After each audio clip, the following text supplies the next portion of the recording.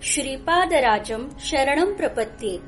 सद्गुरुनाथ परमपिता परमात्मा श्री गोपाल बाबा महाराज की जय। श्रीपाद श्रीवल्लभ स्वामी लेखमाला लेखक क्रमांक 113 दत्त अवतार आणि त्यांचे स्वीय सहाय्यक। शीर्षक वाचून काहीतरी अजब वाटतंय ना, पण व्यवस्था तशीच आहे जी उजेडात नाही।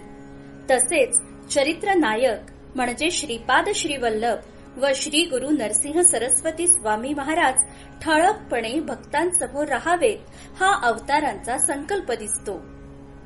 श्रीपाद श्रीवल्लभ पिठापूर सोडून काशी, बद्री क्षेत्र, नेपाळ करून गोकर्ण महाबळेश्वर क्षेत्रात आले।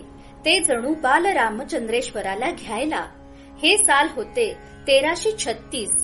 याच वेळी समांतरपणे सहोदरी श्री वासवी कन्यका परमेश्वरी माता कन्यकांबा म्हणजेच कन्याकुमारी मार्फत शंकर भट्टास प्रत्यक्ष दत्तप्रभू श्रीपाद श्रीवल्लभ कुरवपूर क्षेत्रात असून तुला त्यांचं चरित्र लिखाण करायचं आहे तरी कुरवपूरला जाणे असा आदेश देण्यात आला।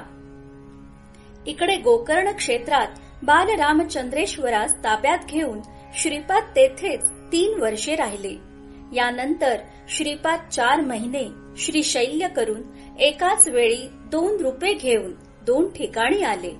पहिलं ठिकाण म्हणजे भिलवडी।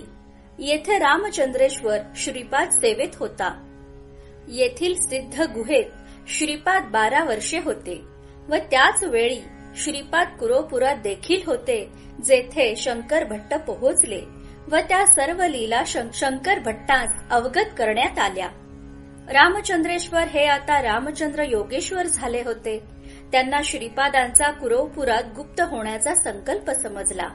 श्रीपादांनी त्यांना पुढील अवतारात म्हणजे श्री गुरु नरसिंह सरस्वती स्वामी महाराज अवतारात वाडीत पुनर्दर्शन व सेवेचं वचन दिले। तसेच योगेश्वरांना वाडीतच संजीवनी समाधीत राहून एकाच वेळी वाडी व कुरवपूरच्या सेवेची जबाबदारी दिली। गुरुद्वादशीला 1350 साली श्रीपाद श्रीवल्लभ गुप्त झाल्यावर शंकर भट्ट श्रीपाद आज्ञेनुसार 3 वर्ष कुरवपुरात राहिला। आज तरी शंकर भट्टांबद्दल त्यानंतरची नोंद दृष्टांत उपलब्ध नाही। त्यावेळी करवीर प्रांतातील हरेश्वर दीक्षिताला ब्रह्मसंबंध योनीतून मुक्त करून रामचंद्र योगेश्वरांनी कुरवपूरला श्रीपाद सेवेसाठी धाडले। इकडे 1387 साली श्री गुरु नरसिंह सरस्वती स्वामी महाराज काशीत पोहोचले व सिद्ध त्यांच्या सेवेत आले।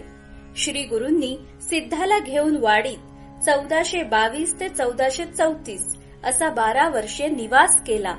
येथील मुक्कामात सिद्धाने वयाने ज्येष्ठ व सेवेने श्रेष्ठ सेवक श्री रामचंद्र योगेश्वरांना श्री गुरूंएवढाच सन्मान दिला।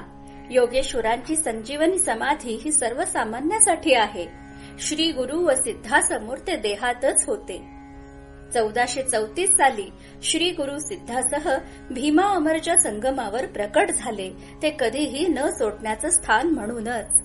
1458च्या गुरुप्रतिपदेला श्री गुरु गुप्त झाले व जसे योगेश्वर वाडीत राहिले तसेच सिद्ध गाणगापुरात राहिले व जसं शंकर भट्टांना चरित्र लेखनासाठी कुरवपूरला पाचारण करण्यात आले तसेच सायन देवांच्या 5व्या पिढीतील विष्णू शर्मा गाणगापूर येथे पाचारण करण्यात आला व जसं शंकर भट्टांकडून श्रीपाद चरित्र लिहून घेण्यात आले तसेच विष्णू शर्माकडून श्री गुरूंचे चरित्र लिहून घेण्यात आले।